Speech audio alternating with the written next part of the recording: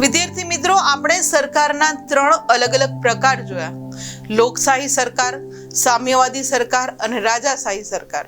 તો ચાલો હવે આપણે જોઈએ લોકશાહીના મૂલ્યો. કે લોકશાહી છે જ્યાં દેશની અંદર, આમ તો વિશ્વના ઘણા બધા દેશની અંદર લોકશાહી સરકાર જોવા મળે છે, તો એનું શું મૂલ્ય છે, ચાલો એના વિશે માહિતી મેળવીએ.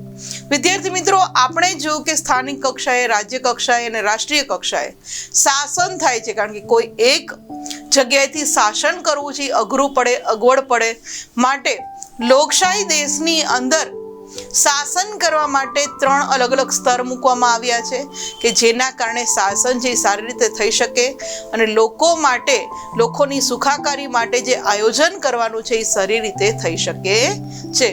વિદ્યાર્થી મિત્રો, લોકોના જીવન ધોરણને ઊંચું લાવવા અને તેમની સુખાકારી માટે લોકશાહી શાસન વ્યવસ્થાથી કાર્ય કરે છે કે દિવસે ને દિવસે લોકોનું જે જીવન ધોરણ છે એ ઊંચું આવે, લોકોને સગવડતા મળે, એને ક્યાંય તકલીફ ન પડે, આવી વ્યવસ્થા છે એ ક્યાં કરવામાં આવે છે? તો લોકશાહી શાસન વ્યવસ્થાની અંદર આવું દરેક કાર્ય કરવામાં આવતું હોય છે. ને લોકોને કેન્દ્રમાં જ રાખી અને એની જરૂરિયાત અને એના ભાવિ માટેના જે આયોજનો છે એ કરવા માટે પણ લોકોને કેન્દ્રમાં રાખવામાં આવે છે. કે જે સરકાર છે એ હંમેશા પોતે કેવું કાર્ય કરે છે કે લોકોની સગવડતા સચવાઈ રહે.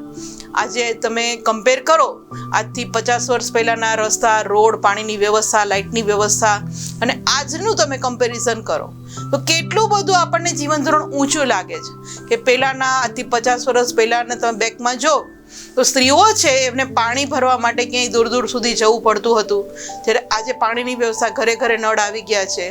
લાઇટ માટે કેટલાય લોકોને રાત્રે ફાનસ ચાલુ કરવા પડતા હતા, આજે ભારતના ગામડે ગામડે લાઇટ પહોંચી ચૂકી છે. વાહન વ્યવહાર એટલા સરસ થઈ ગયા છે. તો આ રીતે દિવસે ને દિવસે જીવન ધોરણ છે ઊંચું આવ્યું છે.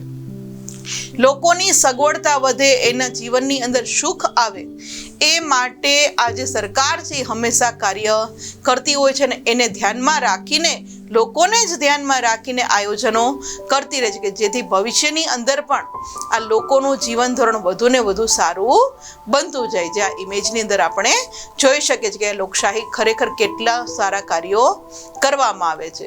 વિદ્યાર્થી મિત્રો, લોકો છે એ પોતાની તરફેણમાં મતદાન કરે તે માટે લોકશાહી શાસકો છે સરકારનું સંચાલન કરે છે. કે સરકાર જ્યારે પદ ઉપર હોય છે ત્યારે બીજી વાર પણ લોકો એને જ ચૂંટી કાઢે, એના તરફ જ એને મતદાન આપે. માટે લોકશાહી શાસકો જે હોય છે, સરકારના જે મંત્રીઓ છે એ લોકોને ધ્યાનમાં રાખીને એના માટે જ આયોજનો કરે છે અને એ મુજબ જ એ સંચાલન કરતા હોય છે કે જેથી લોકોની સુખાકારી, સુવિધા અને લોકોના વિકાસને અહીં લોકશાહીની અંદર, લોકશાહી સરકારની અંદર મહત્વ આપવામાં આવે છે. અને આપણા બંધારણને આધારે પણ લોકશાહીના મૂલ્યનું જતન કરવામાં આવે છે. કે આપણા બંધારણ જ્યારે ઘડવામાં આવ્યું ત્યારે લોકો માટે કેવી કેવી વ્યવસ્થા કરવી, કઈ રીતે કરવી, કેવા કાયદા બનાવવા કે બધાને સમાન ન્યાય મળે, તો એ બધી જ વ્યવસ્થા છે આપણા બંધારણની અંદર પણ કરવામાં આવી છે, જે આપણે ઇમેજની અંદર જોઈ શકીએ છીએ.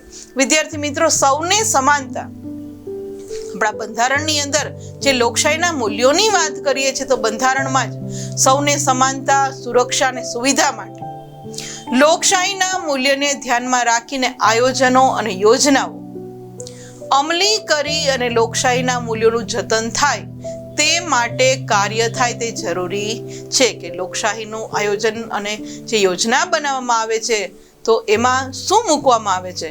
તો કે લોકોનું જતન થાય, લોકોની સુખાકારી વધે, લોકોની સગવડતા વધે, એનો ભવિષ્યનો વિકાસ સારી રીતે થઈ શકે એવા કાર્યો કરવામાં આવતા હોય છે અને બધાને સમાન રીતે સુરક્ષા મળી શકે, સુવિધા મળી શકે, આવા કાર્યો પણ ધ્યાનમાં લેવાતા હોય છે. જે આ ઇમેજની અંદર જોઈ શકે કે લોકશાહી છે આજે વિશ્વના ઘણા બધા દેશો છે એ લોકશાહી સરકારને અપનાવી ચૂકી છે. કારણ કે એનું કારણ શું?